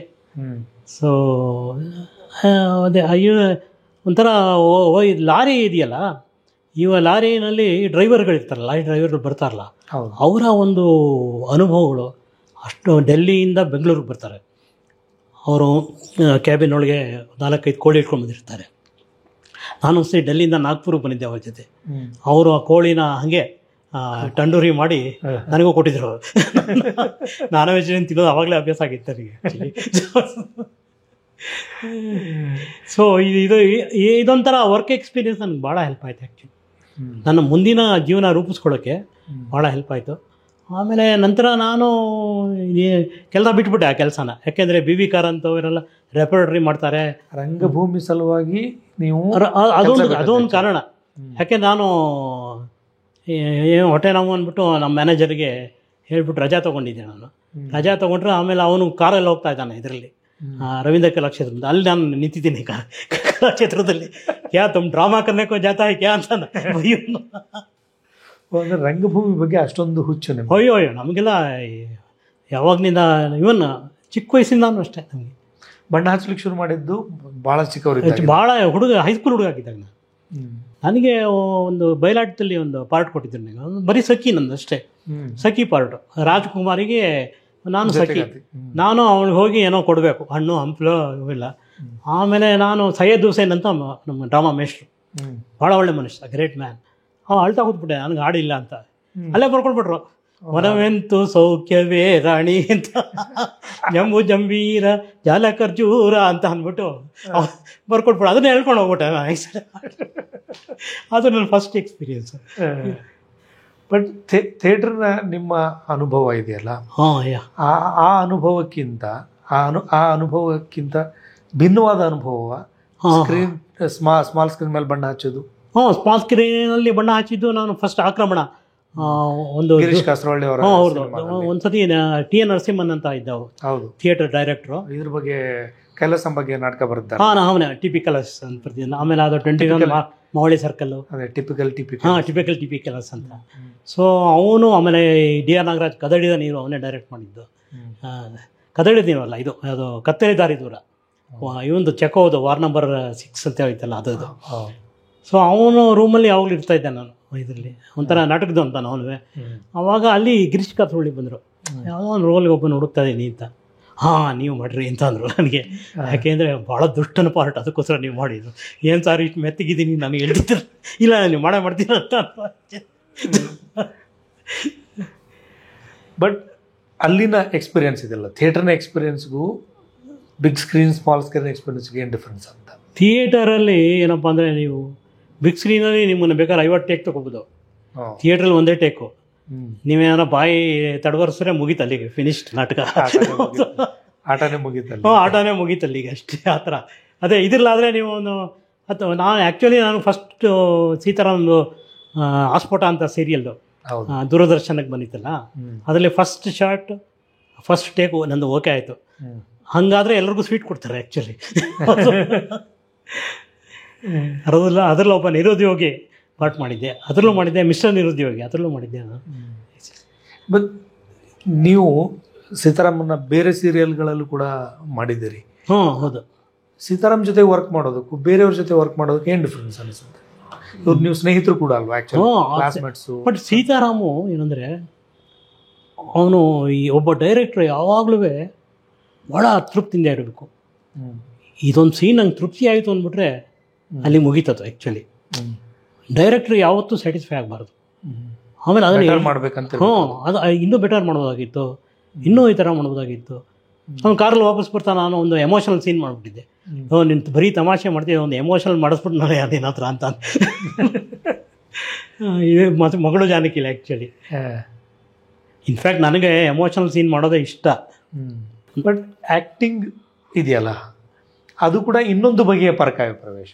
ಹೌದೌದು, ಕರೆಕ್ಟ್. ಆ್ಯಕ್ಟಿಂಗ್ ಇದೆಯಲ್ಲ, ಪರಕಾಯ ಪ್ರವೇಶ ಅಂದರೆ ಅಲ್ಲೇ ನೀವು ಅದನ್ನು ಇದು ಮಾಡಬೇಕಲ್ಲ.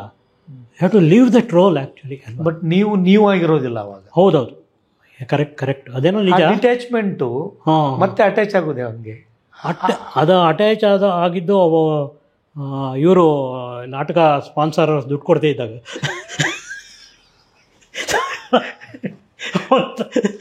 ಒಂದ್ಸತಿ ಈ ಸಾಂಗ್ ಆ್ಯಂಡ್ ಡ್ರಾಮಾ ಡಿವಿಷನ್ ಅವರು ಮಾತಾಡೋ ಪಾತ್ರಕ್ಕೆ 100 ರೂಪಾಯಿ, ಮಾತಾಡದೇ ಇರೋ ಪಾತ್ರಕ್ಕೆ 50 ರೂಪಾಯಿ ಅಂತ ಇಟ್ಟಿದ್ರು. ಆಮೇಲೆ ನಮ್ಮ ಆರ್ ನಾಗೇಶ್ ಅಂತ ಗೊತ್ತಲ್ಲ, ಅವನು ಹಿಂಗೆ ಆಯಿತು. ಇನ್ಯಾರೋ ಒಬ್ಬ ಅವ್ನು ನಾಟಕ ಮಾಡಿಸ್ತಾ ಇದ್ದ ಸಾಂಗ್ ಆ್ಯಂಡ್ ಡ್ರಾಮಾಯಿಂದ. ಇವನಿಗೆ ಮಾತಾಡದೇ ಇರೋ ಪಾರ್ಟು ಇವನಿಗೆ ಸುಮ್ಮನೆ ಕಾವಲ್ಗಾರ ಥರ ನಿಂತಿದ್ದಾನೆ ಅಷ್ಟೇ. ಒಬ್ಬ ನಿಂತಿದ್ದಾಗ ಸರಿ ಮಹಾರಾಜರು ಬರ್ತಾರೆ ಸ್ಟೇಜಿಗೆ.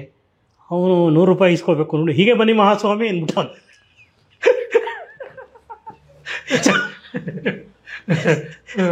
ಆಮೇಲೆ ಅವನಿಗೆ 100 ರೂಪಾಯಿ ಕೊಡಲೇಬೇಕಾಯ್ತು.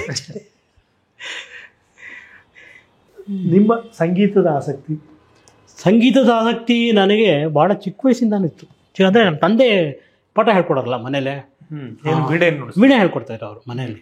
ಈ ಬೆಟ್ಟದಪುರದಲ್ಲಿ ಹೇಳ್ಕೊಡೋರು, ಶೃಂಗೇರಿಯಲ್ಲಿ ಹೇಳ್ಕೊಡೋರು. ನಿಮ್ಮ ತಂದೆ ಆಸ್ಥಾನ ವಿದ್ವಾನ್ರ ಇದ್ರು ಅಥವಾ ಅಜ್ಜ? ಹೌದು. ಅಂದರೆ ವೆಂಕಟಗಿರಿಯಪ್ಪನವರು ಅಂತ ಇದ್ರು, ವೀಣೆ ವೆಂಕಟಗಿರಿಯಪ್ಪನವರು. ಅವ್ರ ಶಿಷ್ಯ ನಮ್ಮ ತಂದೆ.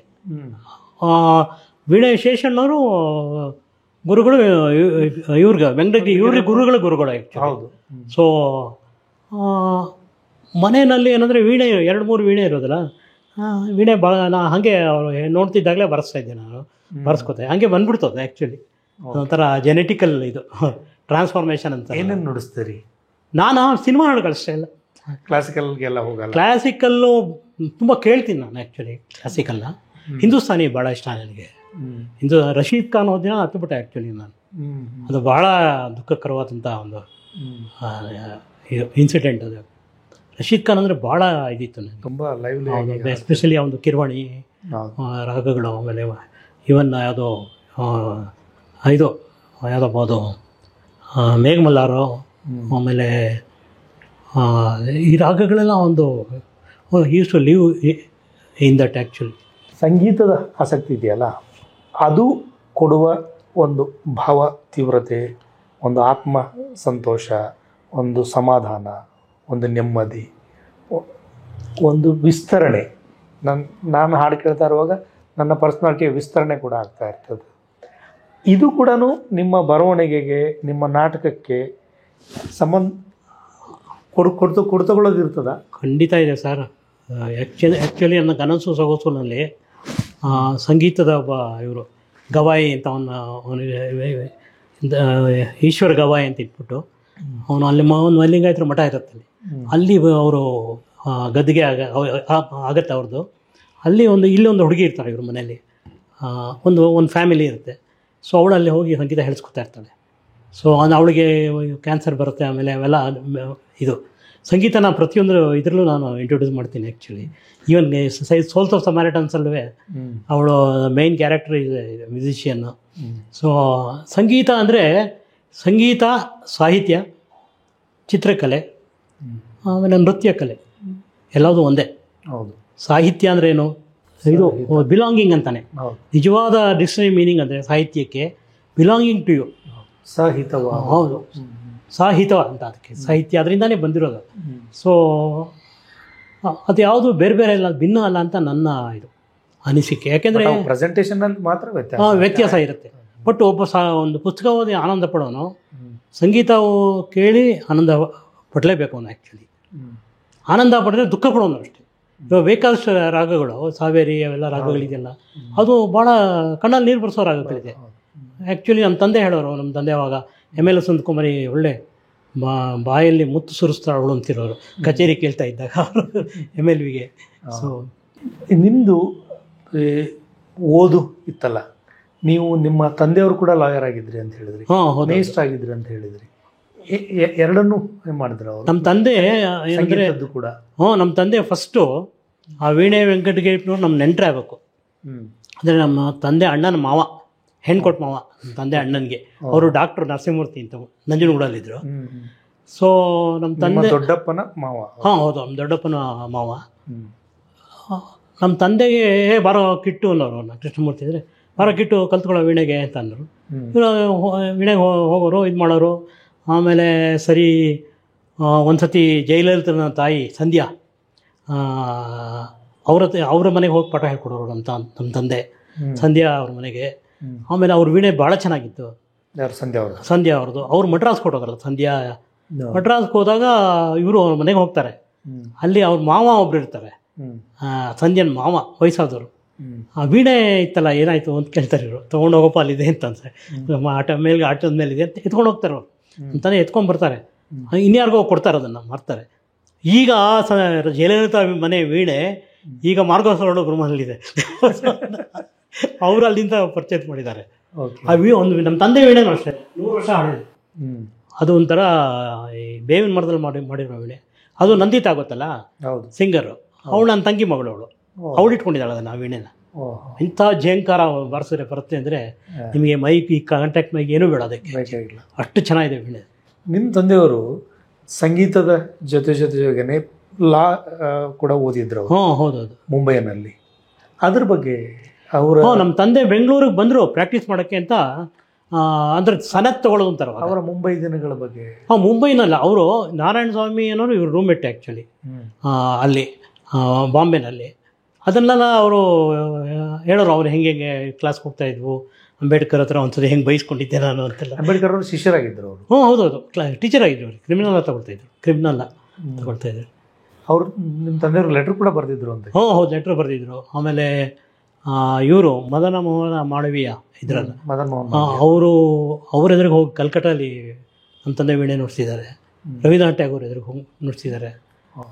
ಸೊ ಅಂದರೆ ಅವರು ಒಂಥರ ಅವ್ರಿಗೆ ಸ್ಟೇಜ್ ಇದು, ಅವ್ರ ಪಾಡಿಗೆ ಅವ್ರು ಇರೋರು ಅಷ್ಟೇ, ಶೋ ಆಫ್ ಮಾಡ್ಕೊಳ್ಳೋದಕ್ಕೆ. ಆ್ಯಕ್ಚುಲಿ 3 ಜನ ನಮ್ಮ ತಂದೆ ಜೊತೆ ಕಲ್ತ್ಕೊಂಡಿದ್ದೀವಿ ವೀಣೆನ. ಅವ್ರ ಗುರುಗಳಾದ್ರು. ಒಬ್ಬರು ವೀಣಾ ದೊರಸಮಯ್ಯಂಗಾರು, ಆಮೇಲೆ ಇನ್ನೊಬ್ಬರು ಆರ್ ಎನ್ ದೊರೆಸ್ವಾಮಿ ಅಂತ, ಆಮೇಲೆ ಇನ್ನೊಬ್ಬರು ನಮ್ಮ ತಂದೆ. ಅವಾಗ ನಮ್ಮ ತಂದೆ ವೆಂಕಟಗಿರಿಯಪ್ಪ ಅವ್ರ ಹತ್ರ ಕಲ್ತು. ಅವ್ರ ಹತ್ರ ಕಲ್ತಿದ್ದು. ನಮ್ಮ ತಂದೆ ಹೇಳೋರು ತಮಾಷೆ, ಅವರು ಯೋಗ ತುಂಬ ಮಾಡೋರು. ನಮ್ಮ ಗುರುಗಳು ವಿದ್ಯೆನೆಲ್ಲ ದಸಮಂಗರು ಕೊಟ್ಬಿಟ್ರು. ಆಮೇಲೆ ಇದನ್ನು ಶೋಕಿ, ಸ್ವಲ್ಪ ಶೋಕಿ ಇರುತ್ತಲ್ಲ ಸಂಗೀತಗಾರರ ಹಿಂದೆ, ಆರ್.ಎನ್. ದೊರೆಸ್ವಾಮಿ ಕೊಟ್ಬಿಟ್ರು. ನನಗೆ ಡಯಾಬಿಟಿಸ್ ಕೊಟ್ಬಿಟ್ರು ಅಂತ ನಾನು. ನೀವು ನಿಮ್ಮ ತಂದೆಯವ್ರ ಬಗ್ಗೆ ತುಂಬ ನೆನಪುಗಳಿದೆ, ಅವರ ಪರ್ಸನಾಲಿಟಿ ಬಗ್ಗೆ ನಿಮಗಿದ್ದಿದ್ರೆ. ಬಟ್ ನೀವು ಆಗಲೇ ಕರಂಜೋ ಅನುವಾದ ಮಾಡುವ ಸಂದರ್ಭದೊಳಗೆ ನಿಮ್ಮ ತಾಯಿಯ ನೆನಪನ್ನು ಮಾಡಿಕೊಂಡ್ರಿ ತುಂಬ. ಅವರ ವಿಶೇಷ ಅಲ್ಲ, ನಮ್ಮ ತಂದೆಯದು ಏನಂದರೆ ಅವರ ಡೆವೋಷನ್. ಅವರು ಏನೋ ರಿಸಲ್ಟ್ ಚೆನ್ನಾಗಿ ಬರಲಿಲ್ಲ ಅಂದರೆ ಹುಡುಗರು ಬಿಡ್ತಾನೆ ಇರಲಿಲ್ಲ ಅವ್ರು. ಒಂದು ಸತಿ ಅಷ್ಟು ಜನ ಫಸ್ಟ್ ಕ್ಲಾಸ್ ಬಂದರು SLCಲಿ ನಮ್ಮ ಇದರಲ್ಲಿ, ಆ ಸ್ಕೂಲಲ್ಲಿ. ಸ್ಕೂಲಲ್ಲಿ, ಬೆಟರ್ ಹೈಸ್ಕೂಲಲ್ಲಿ. ಆಮೇಲೆ ನಾಟಕ ಆಡಿಸೋರು ನಮ್ಮ ತಂದೆ. ಒಂದು ಕೃಷ್ಣನ ಕೊಡಲು ಅಂತ ನಾಟಕ ಆಡಿಸಿದ್ರು. ಅದರಲ್ಲಿ ಎಲ್ಲ ಸ್ಕೂಲ್ ಹುಡುಗಿರೆಲ್ಲ ಸೇರಿಸ್ಕೊಂಡು ಅದ್ರ ಫೋಟೋಗಳು ಇದೆ ನನ್ನ ಹತ್ರ. ನಿಮ್ಮ ತಾಯಿ ನೆನಪು ಮಾಡ್ಕೊಳ್ಳಿ. ನಮ್ಮ ತಾಯಿ ಹೆಂಗೆ ಅಂದರೆ ನನಗೆ ಸಾಹಿತ್ಯದ ಮೇಲೆ ಜೆನೆಟಿಕಲ್ ಆಗಿ ವಂಶ ಪಾರಂಪರ್ಯವಾಗಿ ಬಂದಿತ್ತು ಅಂದರೆ ನಮ್ಮ ತಾಯಿಯಿಂದಾನೆ. ಅಂದರೆ ನಮ್ಮ ತಾಯಿ ತಾತ ಸೋಸಲೆ ಅಯ್ಯಶಾಸ್ತ್ರಿ ಅಂತ. ಶಾಸ್ತ್ರಿಗಳು ಗೊತ್ತು. ಅವರು ಸ್ವಾಮಿ ದೇವನೇ ಲೋಕಪಾಲ ಬರೆದವರು. ನಮ್ಮ ತಾಯಿ ತಾತ ಅವರು. ತಾಯಿಯ ತಂದೆ. ನಾನು ಇದರಲ್ಲಿ ನನ್ನ ಸತ್ಯಕುಂದು ಸಂತಾಪಾಲಿ ಅವರ ಕ್ಯಾರೆಕ್ಟರ್ನ ಅವರು ಸಂಸ್ಕೃತದ ಅರಮನೆ ಇದಾಗಿದ್ರು. ಅವರು ಹೌದು, ವಿದ್ವಾಂಸರಾಗಿದ್ದರು ಅವರು. ಅವರು ಇದು ಕಾಳಿದಾಸ ಅವೆಲ್ಲ ನಾಟಕ ಎಲ್ಲ ಬರೆದಿದ್ರು ಅವರು. ಸೊ ಆಮೇಲೆ ಅರಮನೆ ಬ್ಯಾಂಡ್ಗೆ ಇವರು ವೆಂಕಟಗಿರಿಪ್ಪನವರು ಟ್ಯೂನ್ ಮಾಡಿಕೊಟ್ಟಿದ್ರು ಆ್ಯಕ್ಚುಲಿ. ಸೊ ಇವರು ಅಯ್ಯಶಾಸ್ತ್ರಿಗಳು ಒಂಥರ ಅವರು. ಆಮೇಲೆ ಏನು ಮೂರ್ತಿರಾವ್ ಅವರು ನಮ್ಗೆ ರಿಲೇಟಿವ್ ಆಗಬೇಕು ಇದರಲ್ಲಿ. ಒಂಥರ ರಾಜಾರಾವ್, ಹಾಸನದ ರಾಜಾರಾವ್. ಅಂದರೆ ಒಂಥರ ಹೆಂಗೋ ಜೀನ್ಸು ಒಮ್ಮೆ ಇದರಲ್ಲಿ ಬಂದ್ಬಿಟ್ಟಿದೆ. ಜೀನ್ಸ್ ಒಂದು ಬುಕ್ ಇದೆ ಒಂಥರ, ಸಿದ್ಧಾರ್ಥ ಮುಖರ್ಜಿಯನ್ನು ಬರೆದಿರೋದು. ಅದು ಕ್ಯಾನ್ಸರ್ದು ಇನ್ನೊಂದು ಬುಕ್ ಇದೆ, ಅಂದರೆ ಎಂಪರರ್ ಆಫ್ ಮ್ಯಾಲಡೀಸ್ ಅಂತ. ಸೊ ಎರಡು ಪುಸ್ತಕನೂ ಓದ್ತಾ ಇದ್ದೀನಿ ನಾನೀಗ. ಈಗ ನಿಮ್ಮ ಈ ಜರ್ನಿ ಇದೆಯಲ್ಲ, ಸಂಗೀತ, ನಾಟಕ, ಸಾಹಿತ್ಯ, ಅನುವಾದ, ಸ್ವಂತ ರಚನೆ ಎಲ್ಲ ಓದಿದ್ದು, ನಿಮ್ಮ ಹೃದಯಕ್ಕೆ ಹತ್ತಿರವಾಗುವಂಥದ್ದು ಯಾವುದು? ಇದರಲ್ಲ ನನಗೆ ಇದು ಬರವಣಿಗೆ ಅಂದರೆ ಬರವಣಿಗೆ. ಆಮೇಲೆ ಸಂಗೀತ ನನಗೆ ಆ ವಯಸ್ಸಾಗೋಯ್ತು, ಇವಾಗ ಕಲ್ತ್ಕೊಳ್ಳೋಕೆ ಆಗಲ್ಲ. ಈಗ ಅವಾಗೆಲ್ಲ ನೀನು ಪೋಲಿ ಬಿದ್ದು ಹೋಗ್ತೀಯ ಸಂಗೀತ ಕಲ್ತ್ಕೊಂಡ್ರೆ ಅಂತ ಹೇಳ್ಕೊಡ್ತಾ ಇರಲಿಲ್ಲ ನಮಗೆ. ಯಾವುದೋ ಒಂದು ಎಕ್ಸಾಂಪಲ್ ತೊಗೊಂಡು, ಯಾರೋ ಒಬ್ರದ್ದು ಎಕ್ಸಾಂಪಲ್ ತೊಗೊಂಡು. ಸೊ ನಮ್ಮ ಅಣ್ಣನಿಗೂ ಅಷ್ಟೇ, ಅವನು ಬರ್ಸನ್ ವೀಣೆ ಚೆನ್ನಾಗಿ. ಅವನಿಲ್ಲ, ಈಗ ಸತ್ತಾಗಲೇ 15 ವರ್ಷ ಆಯಿತು. ಸೊ ನನಗೆ ಭಾಳ ಹತ್ತಿರವಾದ್ದು ಅಂದರೆ ಇದು ಬರವಣಿಗೆ ಆ್ಯಕ್ಚುಲಿ, ಓದು ಮತ್ತು ಬರವಣಿಗೆ. ಆಮೇಲೆ ದುಡ್ಡು ಅನ್ನೋದು ಭಾಳ ನನಗೆ ಮೊದಲಿಂದಾನು ಕ್ಷುಲ್ಲಕವಾಗೇ ಕಾಣಿಸ್ತಾ ಇತ್ತು ಆ್ಯಕ್ಚುಲಿ. ನಿಮ್ಮ ವ್ಯಕ್ತಿತ್ವವನ್ನು ವಿಕಸನ ಮಾಡಿದ್ದು ಅಂತ ಯಾವುದು? ನನ್ನ ವ್ಯಕ್ತಿತ್ವವನ್ನು ವಿಕಸನ ಮಾಡಿದ್ದು ನನ್ನ ಸ್ನೇಹ.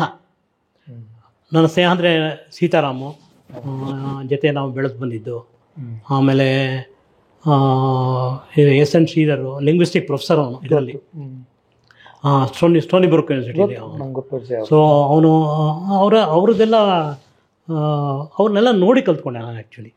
ಇವನು ಶ್ರೀಧರ್ ಏನು ಮಾಡೋನು, ಓದ್ತಾ ಇದ್ದಾಗ ಒಬ್ಬ ಬ್ಲೈಂಡ್ ಪರ್ಸನ್ನು, ಅವನು ಕ್ಲಾಸ್ಮೇಟ್ ಆಗಿದ್ದ, ಇಂಗ್ಲೀಷ್ MA ಓದ್ತಾ ಇದ್ದ. ಇವನು ಏನು ಮಾಡೋನು ಶ್ರೀಧರ್, ಅವನಿಗೆ ಕ್ರೈಮ್ ಆ್ಯಂಡ್ ಪನಿಷ್ಮೆಂಟ್ನ ಓದಿ ಹೇಳೋನು ಅವನಿಗೆ. ನಾನು ಕೇಳಿಸ್ಕೊತಾ ಇದ್ದೆ ಅವಾಗ ಅಲ್ಲಿ ಕೂತ್ಕೊಂಡು ಅವನ ಹತ್ರ. ಸೊ ಅವೆಲ್ಲರಿಂದ ನನಗೆ ಒಂಥರ ಇನ್ಸ್ಪಿರೇಷನ್, ಒಂಥರ ಇದು ಬಂದಿದ್ದು, ಒಂಥರ ಹೆಂಗಾರು ಮಾಡಬೇಕು ಅಂತ. ಅಂದರೆ ನಿಮ್ಮ ಜೊತೆಗಿರುವ ಸ್ನೇಹಿತರು, ಅದನ್ನ ಅವರು ಸೀತಾರಾಮ್ ಇರ್ಬೋದು, ಶ್ರೀಧರ್ ಇರ್ಬೋದು, ಆ ಥರದ ಒಟ್ಟು ನಿಮ್ಮ ಒಡನಾಟ. ಅವರು ಲಂಕೇಶ್ ಹತ್ರ ಕರ್ಕೊಂಡು ಹೋಗಿದ್ದು, ಮತ್ತು ಬೇರೆ ಈ ಕಾರಣಗಳಿಂದಾಗಿ ನಿಮಗೆ ಕನ್ನಡದಲ್ಲದ, ಭಾರತೀಯವಲ್ಲದ ಸಾಹಿತ್ಯದ ಪರಿಚಯ ಕೂಡ ಆಯಿತು ಅಂತ ಹೇಳಿ. ಹೌದೌದು, ಕರೆಕ್ಟ್, ಎಕ್ಸಾಕ್ಟ್ಲಿ, ಹೌದೌದು. ನನಗೆ ಕಾಫ್ಕಾ, ಆಲ್ಬರ್ಟ್ ಕ್ಯಾಮು ಭಾಳ ಇದು ನನ್ನ ಮೇಲೆ ಪ್ರಭಾವ ಬೇರಿರೋದು. ಆಲ್ಬರ್ಟ್ ಕ್ಯಾಮುದು ಇದು ಇದರಲ್ಲಿ ನಾನು ಈ ಒಂದು ಮ್ಯಾಗ್ಝೈನಲ್ಲಿ ಬರೆದಿದ್ದೆ. ಇದು ಪ್ಲೇಗು, ಆಮೇಲೆ ಪೇಲ್ ರೈಡರ್ ಅಂತ ಒಂದು ಬುಕ್ಕಿದೆ. ಅದು ಸ್ಪ್ಯಾನಿಷ್ ಫ್ಲೂ ಮೇಲೆ ಇಳಿದ ಟೈಮಲ್ಲಿ, ಕೋವಿಡ್ ಟೈಮಲ್ಲಿ ಆಮೇಲೆ ಇನ್ನೊಂದು ಪ್ಯಾಂಡಮಿಕ್ ಸೆಂಚುರಿ ಅಂತ ಅಲ್ಲೇ ಇದೆ ನೋಡಿ ಅದು. ಸೊ ಆ ಪ್ಯಾಂಡಮಿಕ್ ಸೆಂಚುರಿ ಅಂತ. ಸೊ ಈ ಪುಸ್ತಕ ಮೂರನ್ನು ಕಂಪೇರ್ ಮಾಡಿ ಬರ್ತಿದ್ದೆ ನಾನು ಒಂದು ಇದರಲ್ಲಿ, ನ್ಯಾಯಪಥ ಅಂತ ಒಂದು ಮ್ಯಾಗಝೈನ್ ಇದೆಯಲ್ಲ ಅದರಲ್ಲಿ ನೋಡಿದೆ ಅದು. ಅವಾಗ ಬರೀತೆ. ಈಗ ಏನು ಪ್ಲ್ಯಾನ್, ಏನು ಹೆಂಗೆ ಬರೀತೀರಿ ನೀವು? ಪ್ಲ್ಯಾನ್ ಮಾಡ್ತಾರ ಮುಂಚೆನೆ? ಬರವಣಿಗೆಗೆ ಬೇರೆ, ಅನುವಾದಕ್ಕೆ ಬೇರೆ ಟೈಮ್ ಅಂತ ಇರುತ್ತಾ? ಇಲ್ಲ ಈ ಅನುವಾದ ಮುಗಿಸಿದ ಮೇಲೆ ನಾನು ಅದರಲ್ಲಿರೋದು ಭಾಳಷ್ಟು ಕಾಪಿ ಹೊಡೆಯೋದಿರುತ್ತೆ, ಅದನ್ನು ನಾನು ಸ್ವಂತ ಕೃತಿ ಕಾಪಿ ಹೊಡಿತೀನಿ. ಅಂದರೆ ಅದನ್ನು ಟ್ರಾನ್ಸ್ಮಿಷನ್ ಅಂತಾರಲ್ಲ, it is just like A transmission from one blood transfusion ಮಾಡ್ದಂಗೆ ಆ್ಯಕ್ಚುಲಿ ಫ್ಯೂಷನ್ ಅದು. ಅದು ಅದರಲ್ಲಿ ಅದು ಇದನ್ನೆಲ್ಲ ನಾವೇ ಮಾಡೋದಕ್ಕೆ ಎಷ್ಟು ಚೆನ್ನಾಗಿರುತ್ತೆ ಅಂದರೆ, ಹೃದಯ ಬರೆಯುವಾಗ ನಾವು ಶುಡ್ ಫೀಲ್ ಹೃದಯಂಗಮವಾಗಿರ್ಬೇಕು. ಅದು ಬರೆಯುವಾಗ ನಾವು ಖುಷಿ ಪಡಬೇಕು. ಅಯ್ಯೋ ಕೈ ಕಾಲು ನೋವು ಅಂತೂ ಯಾಕೆ ಐ ಆಮ್ 76 ನಾವು, ಆ್ಯಕ್ಚುಲಿ 75 ಆಯ್ತು, ಈಗ 76 ನಡೀತಾ ಇದೆ. ಅಂದರೆ ಎಲ್ಲರೂ ಕೇಳ್ತಾರೆ ಹೆಂಗೆ ಮರಯ್ಯ ಹಿಂಗೆ ಮಾಡ್ತೀಯ ಅಂತ. ಇಲ್ಲ, ಅದೊಂಥರ ನನಗೆ ಇದು ಬಂತು ಇನ್ಸ್ಪಿರೇಷನ್ನು. ಆಮೇಲೆ ಒಂದು ತಪಸ್ ಥರ ಅಟ್ಲೀಸ್ಟ್ ನನ್ನ ಜೀವನದ ಕೊನೆಯ ಉಸಿರುವರೆಗೂ ಏನಾದರೂ ಒಂದು ಈ ಥರ ಮಾಡ್ತಿರ್ಬೇಕು ಅಂತ ಇದೆ. ಹೇಗೆ ಒಬ್ಬರು ಓದ್ಬಿಟ್ಟು ಚೆನ್ನಾಗಿದೆ ಅಂತ ಹೇಳಿದ್ರೆ ಮನಸ್ಸಿಗೆ ಹಿತವಾಗುತ್ತೆ. ನಮ್ಮ ಇದು ಪಲ್ಸ್ ರೇಟ್ ಎಲ್ಲ ಕಮ್ಮಿ ಆಗುತ್ತೆ, BP ಎಲ್ಲ ಕಮ್ಮಿ ಆಗುತ್ತೆ. ಮತ್ತು ನಿಮ್ಮ ಬೇರೆ ಆಸಕ್ತಿಗಳು ಇದನ್ನು ಬಿಟ್ಟು ಬಹುತೇಕ ಕಲೆ, ಸಾಹಿತ್ಯ ಇದೆ ಅಲ್ವಾ? ನಿಮ್ಮ ಹುಡುಕಾಟ ಮತ್ತು ಬೇರೆ ಏನನ್ನು, ಅಂದರೆ ಕ್ರಿಯೇಟಿವ್ ಅಲ್ಲ, ಇವೆಲ್ಲವೂ ಸೃಜನಶೀಲವಾದ ಆಲೋಚನೆ ಕ್ರಮ, ಒಂದೊಂದು ಸೃಷ್ಟಿಕ್ರಿಯೆಯನ್ನು ಇದು ಮಾಡುವಂಥವು. ಹೌದು. ವೈಚಾರಿಕವಾದಂಥದ್ರ ಕಡೆಗೆ ನನ್ನ ಆಸಕ್ತಿ ಅಂದರೆ ಒಂದು ಹೇಳ್ತೀನಿ. ನಾನು ಫಸ್ಟು ಎಲ್ಲಿದ್ದೆ ಅಂದರೆ, ನನಗೆ RSS ಕಾರ್ಯಾಲಯದಲ್ಲಿದ್ದೆ ನಾನು. ಅಲ್ಲಿ ವರ್ಕ್ ಮಾಡಿದ್ದು? ಅಲ್ಲಿ 9 ತಿಂಗಳಿದ್ದೆ ಅಲ್ಲಿ. ಅವಾಗ ಅಜಿತ್ ಕುಮಾರು ಅಂತ ಇದ್ರು ಒಬ್ಬರು ಪ್ರಚಾರಕರುಗಳು, ಈ ನರಹರಿ ನೆನ್ನೆ ಅವ್ರದ್ದು ಇದಾಯ್ತಲ್ಲ, ಅವರೆಲ್ಲ ಇದ್ದರು. ಅಫ್ಕೋರ್ಸ್ ಅವರೆಲ್ಲ ಪರಸ್ಪರವಾಗಿ ಭಾಳ ಹಿತವಾಗಿ ಇರ್ತಾಯಿದ್ರು. ಆದರೆ ನಾನು ಬಿಟ್ಟಿದ್ದೆ ಯಾಕೆ ಗೊತ್ತಾ? ಹೀಗೆ ಒಂದು ಇದಕ್ಕೆ ಹೋಗ್ತಾಯಿದ್ದೆ, ಇದರಲ್ಲಿ ಒಂದು ಕ್ಯಾಂಪಿಗೆ ಹೋಗುವಾಗ ಅಂತ್ಯಾಕ್ಷರಿ ಶುರುವಾಯಿತು.